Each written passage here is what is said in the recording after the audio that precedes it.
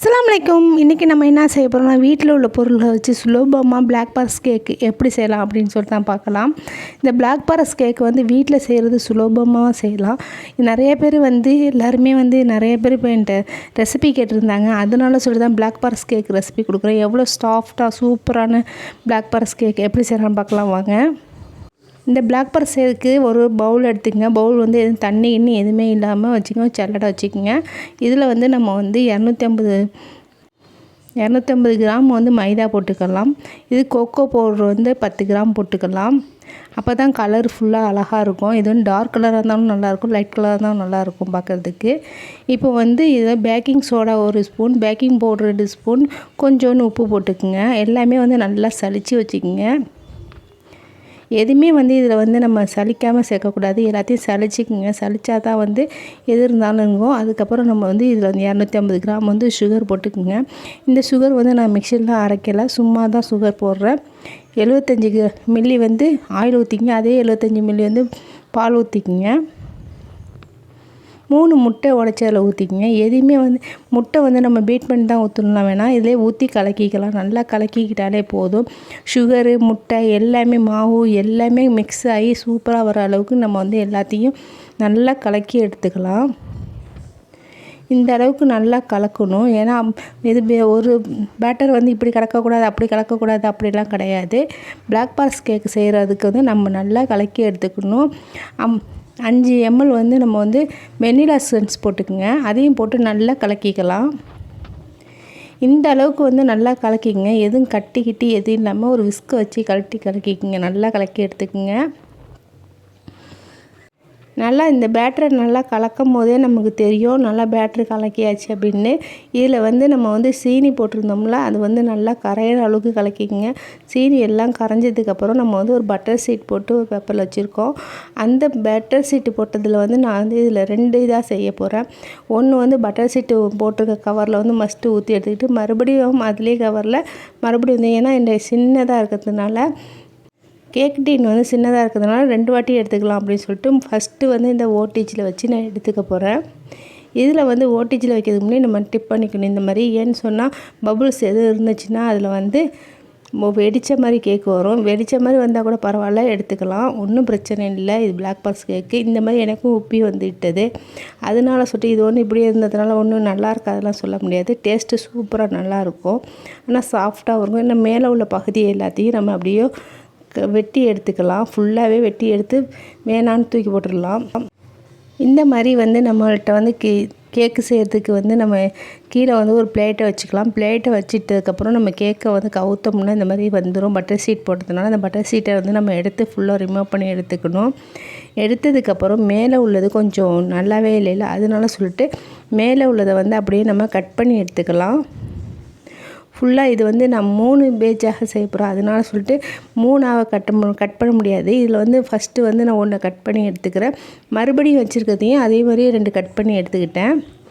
ஏன்னு சொன்னால் நம்ம 2 ட்ரேயாக ஊற்றிருந்தோம். அதனால சொல்லிட்டு தான் ஃபஸ்ட்டு உள்ளது நம்ம எடுத்தாச்சு. இது வேணாம் நமக்கு, அதனால சொல்லிட்டு இந்த பீஸை நான் வைக்க போகிறது இல்லை. கொஞ்சம் இதாக இருக்கிறதுனால அழுத்தி எடுத்தாச்சு. இது 2 கட் பண்ணி எடுத்துக்கிட்டால் ஃபஸ்ட்டு வச்சதுக்கும் இதுக்கும் நமக்கு 3 பீஸ் இதில் கிடச்சிச்சு. 2 கேக்கு ட்ரீன்னு ஊற்றுனதுனால நான் ஃபஸ்ட்டு உள்ளது மேலே உள்ளது ஹார்டாக இருந்ததுனால அது வேணான்னு சொல்லிட்டு நான் எடுத்துக்கிட்டேன். ஒரே டின்னாக இருந்துச்சுன்னா மேலே உள்ளதை மட்டும் எடுத்துகிட்டு அதுக்கப்புறம் நீங்கள் லேயர் 3 லேயர் 4 லேயர் வரும், அந்த லேயர் எடுத்துக்கலாம். நல்லாயிருக்கும். எவ்வளோ சாஃப்டாக சூப்பராக இருக்குது பாருங்கள் பார்க்குறதுக்கு. எல்லாமே இதில் நம்ம எதுவுமே சேர்க்கலை. அது இல்லாமல் இதில் நம்ம வீட்டில் உள்ள பொருளை வச்சு தான் செய்கிறோன்னு சொன்னால் யாருமே நம்ப மாட்டாங்க. வீட்டில் எல்லார் வீட்லேயும் இருக்கும். இதுக்கப்புறம் நம்ம விப்பிங் க்ரீம் செய்கிறதுக்காக நான் வச்சுருக்கிறது 1 கிலோ விப்பிங் க்ரீம். அதனால சொல்லிட்டு இதில் whipping cream of whipping cream போட்டுக்க போகிறேன். இது கொஞ்சம் ஐஸோடு தான் இருக்குது. ஏன்னு சொன்னால் ஐஸோடே வச்சு நம்ம விப்பிங் க்ரீமை பீட் பண்ணால் அழகாக விப்பிங் க்ரீம் பீட் ஆகி வந்துடும். இல்லை தண்ணியாக இருந்துச்சு சொன்னால் நம்ம கீழே ஐஸ் கட்டி வச்சு மேலே விப்பிங் க்ரீமை வச்சு நம்ம பீட் பண்ணணும். அப்போ தான் ஹார்டாகாமல் இருக்கும். ஹீட் ஆகிடுச்சுன்னா அது விப்பிங் க்ரீம் தண்ணியாட்டம் ஆயிரும். அதனால சொல்லிட்டு கொஞ்சம் ஐஸ் கட்டியோட வச்சுக்கிட்டு விப்பிங் க்ரீமை நான் பீட் பண்ணிக்கிட்டு இருக்கேன்.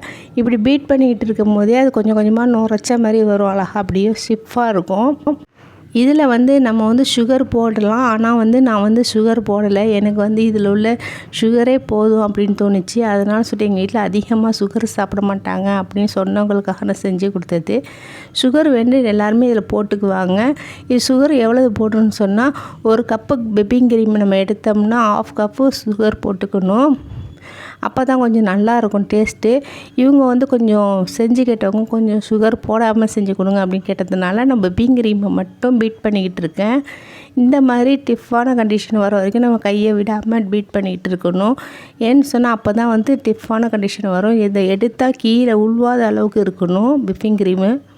இதை பாருங்கள், இந்த அளவுக்கு இருந்தால் மட்டும்தான் நம்ம கேக்கில் வந்து கரெக்டாக வைக்கிறதுக்கு கரெக்டாக இருக்கும்.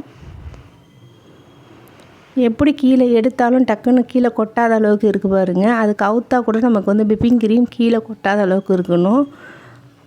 இதுக்கப்புறம் நம்ம கேக்கை வந்து லேயர் பண்ணி வச்சுருந்தோம். ஒரு லேயரை ஃபஸ்ட்டு நம்ம கீழே வச்சுக்கலாம். ஒரு லேயர் கீழே வச்சுக்கிட்டு அதுக்கப்புறம் சுகர் சிரப் சேர்த்துக்கலாம். சுகர் சிரப் எப்படி செய்யணும்னு சொன்னால், நம்ம வந்து 2 ஸ்பூன் வந்து சுகர் போட்டோம்னா நம்ம வந்து 3 ஸ்பூன் அளவுக்கு தண்ணி ஊற்றிக்கிங்க. தண்ணி ஊற்றி லைட்டாக அடுப்பில் சூடு வந்து இதில் சுகர் கரையிற வரைக்கும் காய்ச்சிக்குங்க. ரொம்ப கம்பி பதம்லாம் நமக்கு தேவையில்லை. அதுக்கப்புறம் நம்ம மேலே கேக்கு மேலே இந்த மாதிரி வந்து போட்டுக்கலாம். சுகர் சிரப்பு வந்து ரொம்ப அதிகமாக சேர்த்துடாதீங்க. ரொம்ப அதிகமாக சேர்த்திங்கன்னா வந்து நம்மகிட்ட வந்து கேக்கு வந்து ஒரு மாதிரி கொதன்னு தெரியும். அதனால வந்து போதுமான அளவுக்கு சேர்த்துக்கிட்டு அதுக்கப்புறம் நம்ம வச்சுருந்த க்ரீமை இதில் வந்து ஃபுல்லாக வந்து போட்டுக்கலாம். கம்ப்ளீட்டாக வந்து ஃபுல்லாக போட்டுக்குங்க. கொஞ்சம் இதில் இல்லைன்னா பைப்பிங் கவர் இருந்தால் அதில் வந்து பைப்பிங் கவரில் வச்சு அழகாக போட்டுக்கலாம். நான் பைப்பிங் கவரில் போடாமையே நார்மலாகவே இதில் எடுத்து செஞ்சிட்டேன். ஃபஸ்ட்டு ஒரு பேஜ் வச்சு நம்ம சுகர் சிரப்பு சேர்த்து அதுக்கப்புறம் விப்பிங் க்ரீம் கொடுத்தோம். இது வந்து 2வது பீஸு. இதுலேயும் வந்து கொஞ்சோன்னு வந்து மேலே வந்து சுகர் சிரப்பு சேர்த்துக்குங்க. ரொம்ப சேர்த்துடாதீங்க. ரொம்ப சேர்த்திங்கன்னா ரொம்ப கொலன்னு போயிடும். அதனால் வந்து சுகர் சிரப்பு வந்து கம்மியாகவே சேர்த்துக்குங்க. ரொம்ப அதிகமாகலாம் சுகர் சிரப் சேர்க்கக்கூடாது. நிறைய பேர் சொல்லுவாங்க நிறையா சேர்த்திக்க நல்லாயிருக்கும். நிறையா சேர்த்திங்கன்னா கேக் வந்து கொலன்னு தெரியும் சாப்பிட்றதுக்கு. அதுக்கப்புறம் விப்பிங் க்ரீமை வந்து ஃபுல்லாக கவர் பண்ணி எடுத்துக்கலாம். இதில் வந்து நம்ம வந்து என்னாண்டா இதில் வந்து கேக்கை வந்து நம்ம இப்படி பண்ணணும் அப்படி பண்ணணும் இல்லை. விப்பிங் க்ரீம் வந்து ஃபுல்லாக கவர் ஆகி வந்தாலே போதும். ஏன்னா வந்து விப்பிங் க்ரீம் வந்து அழகாக இல்லை அப்படின்லாம் நம்ம வந்து கேக் மாதிரி இதில் பார்க்கணுன்னு தேவையில்லை. அடுத்த லேயர் 3வது லேயர் நான் மேலே வச்சுட்டேன். இதான் வந்து லாஸ்ட் லேயர். இதுக்கப்புறம் நான் கொஞ்சோண்டு வந்து அதுக்கு மேலே சுகர் சிரப் சேர்த்து அதுக்கப்புறம் விப்பிங் க்ரீம் கொடுக்க போகிறேன். கொடுத்ததுக்கப்புறம் விப்பிங் க்ரீம் ஃபுல்லாக வந்து நம்ம கவர் பண்ணி எடுத்துடலாம். ஃபுல்லாக பின்னாடி சைடெலாம் வந்து இதாக இருந்தாலும் பரவாயில்லை. ஏன்னா நம்ம ஃபுல்லாக வந்து நம்ம க்ரீமை வந்து கொடுக்க போகிறோம். அதனால சொல்லிட்டு தழும்பி இருந்தாலும் பரவாயில்லை. இந்தளவு கொடுத்ததுக்கப்புறம் நம்ம வந்து சைட்லலாம் ஓரங்கள்லாம் எல்லாத்தையும் கரெக்ட் பண்ணி வலிச்சு விட்டுக்க வேண்டியது தான். அப்படியே வந்து விப்பிங் க்ரீம் கொடுக்கும் போது கொஞ்சம் நேரம் ஐசிங் பண்ணிவிட்டு கொடுங்க. கொஞ்சம் நேரம் ஃப்ரிட்ஜரில் வச்சுட்டு கொடுங்க. ஏன்னு சொன்னால் அப்போ தான் வந்து நான் ரொம்ப நேரம் வந்து எடுத்துக்கிட்டோம்னா அது விப்பிங் க்ரீம் வந்து கொஞ்சம் இலகுன மாதிரி ஊற்றுற மாதிரி ஆயிரும். அதனால் கொஞ்சம் நேரம் வச்சுக்கோங்க. இப்போ நம்ம விப்பிங் க்ரீமுக்காக வச்சிட்டோம். தூக்கிட்டு போய் கேக்கை வந்து நம்ம ஃப்ரிட்ஜில் கொஞ்சம் செட் ஆகட்டும்னு வச்சுட்டு வந்தாச்சு. அதுக்கப்புறம் சாக்லேட் இந்த மாதிரி கொஞ்சம் திருவி எடுத்துக்குங்க. இப்போ கேக்கை வந்து எடுத்துகிட்டு வந்ததுக்கப்புறம் நம்ம வந்து சாக்லேட் கட் பண்ணி வச்சுருந்தோமா, திருவி வச்சுருந்த சாக்லேட்டை சைடு ஓரங்கள் எல்லாத்துலேயும் இந்த மாதிரி கையை வச்சு மெதுவாக இதுனுங்க. ரொம்ப லைட்டாக வச்சுக்குங்க. ரொம்ப வந்து அமுக்கி வைக்கக்கூடாது. இந்த மாதிரி வச்சு பார்த்திங்கன்னா சைட்லலாம் ஓரங்கள் ஃபுல்லாகவே நான் வந்து டார்க் சாக்லேட்டு மில்க் சாக்லேட்டு கொஞ்சம் சேர்த்து கொடுத்துருக்கேன். ஒரே டார்க் சாக்லேட்டாக கொடுக்காம இந்த மாதிரி பைப்பிங் கவரில் போட்டு நாசில் போட்டு இந்த மாதிரி மேலே வந்து க்ரீமை வைங்க. இதில் பார்க்கும் போதே நமக்கு ரொம்ப அழகாக தெரியும். ஏன்னு சொன்னால் விப்பிங் க்ரீம் வைக்கும் போதே நமக்கு வந்து அழகாக இருக்கும். அப்படியே பிளாக் ஃபாரஸ்ட் கேக் வரப்போகுது அப்படிங்கிற மாதிரி அழகாக இருக்கும்.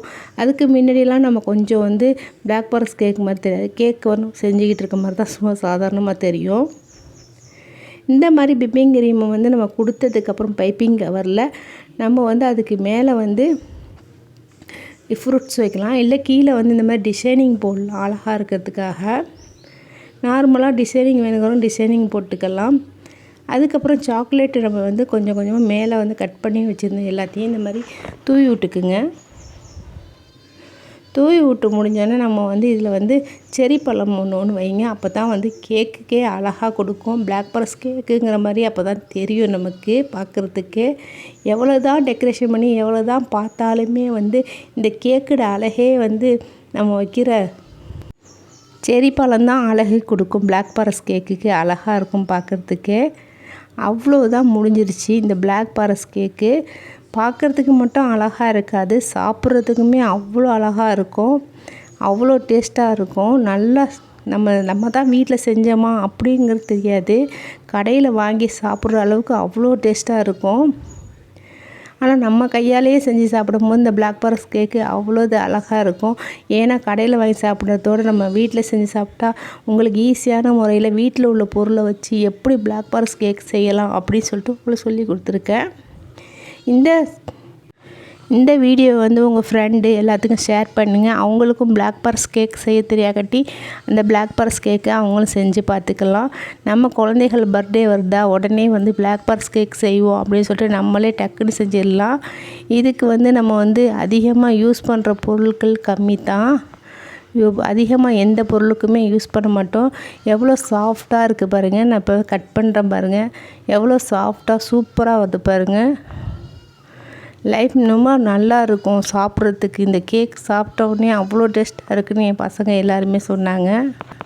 கட் பண்ணோடனே பாருங்கள் உள்ள லேயர் எல்லாமே அழகாக ஒன்று ஒன்றா தெரியுது பாருங்கள்.